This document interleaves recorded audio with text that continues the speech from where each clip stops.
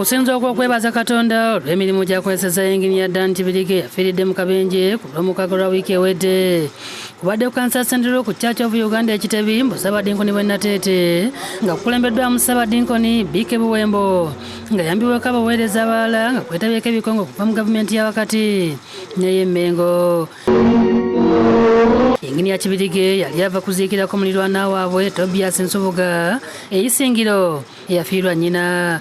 Ssaabadinkoni Buwembo n'omusumba we Bunamwaya Elijah Kyobe basimye obuweereza bw'omugenzi Kitebi eri ekkanisa nga abadde ku lukiiko olw'ekibiina eky'abaami abafumba abakristaayo era nga yamu ku baatandika ekkanisa eno. Kubanga nagamba abantu b'ekkanisa eno abantu ekijja nnyo okuyitaayita mu muzimbeko ekikomera baali awo nga batula omulimu gw'ekikomera era Uganda n'agamba nti omulimu tuteekwa okukola kubanga Ssaabadinkoni yatugamba tuzimbe ekikomera twekomekere embeera y'ekkanisa ebeere ennungi. Musajja watuga ayogera ebigambo ebyo nga tamanyi nti bw'anaagenda tajja kudda. Njagala nnyo okusaasira abantu b'oku Kitebi olw'enjega eyagudde ey'abantu baffe abadde bagenza okuziika naye kumpi ne batokomoka era nga n'omugenzi ono yabadde omu ku bo.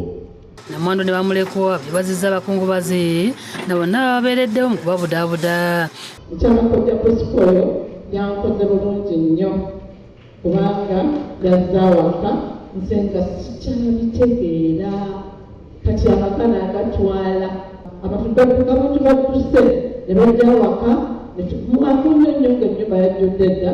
Olunaku olwaleero lwakwebaza abantu bonna mwebale nnyo mwebalire ddala. Twebaza nnyo taata bingi byatukoledde ffe taata waffe atulaze okwagala. Download the app on App Store or Google Play Store now. Vision Digital Experience, the future of media.